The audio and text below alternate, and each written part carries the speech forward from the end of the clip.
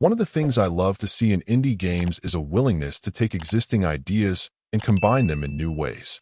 Sure, it may not always work out for the best, but I tend to at least appreciate the effort. There's no doubt that adding roguelike elements is always a guaranteed way to open the door to variety and surprises, but Witching Stone goes a little further than merely making another ordinary roguelike deck builder.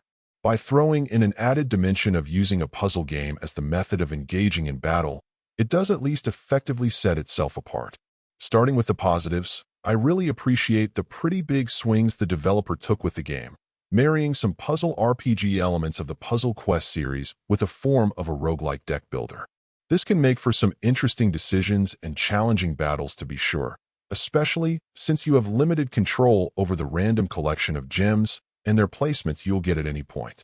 If you're able to survive long enough to customize your deck with some badges, in particular, you do get glimmers of a smart system.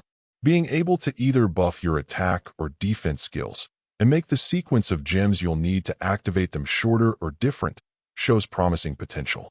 Once you've grasped the systems and rules, this can make for turns where you can chain together 2 to 3 spells, and that can be quite satisfying. But the honeymoon doesn't always last. One of the main issues I ran into is that wrapping your arms around everything and then being consistently effective are both problematic. While there is some in-game explanation of what you need to do and how everything works, it's not really sufficient or clear. It took a few runs and failing pretty miserably to work out the mana system, how to simply activate the gems in your attacks, and just the general rules for how some things work. The thing is, even once you've got a decent understanding of it all, you can still struggle to make headway. Even in your first dungeon, you'll get hit with quite a variety of gems, enemy attacks that will further complicate your ability to battle, and some simply crushing runs with the sense that the RNG gods are punishing you. Sadly, one of the most common ways this tends to happen is on the heels of an effective round where you manage to chain together multiple spells.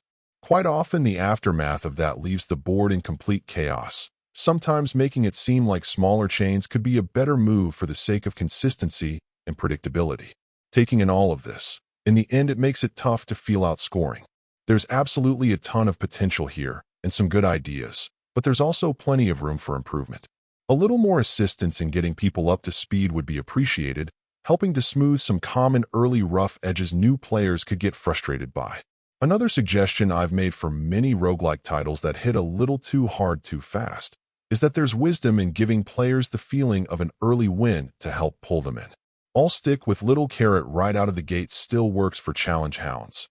But considering the puzzle-based combat setup, there's a chance the difficulty could discourage the less hardcore crowd out there. It absolutely has elements that work, but it is by no means a guaranteed winner for everyone. Overall, my final score for the game ended up being a 7.2. And if you're interested in picking it up, it's currently available on the Switch eShop for $13.99. Thank you for taking the time to listen to this review. And if you'd like more information or ideas of indie games worth checking out on Switch, be sure to click on the link provided in the description. Until next time.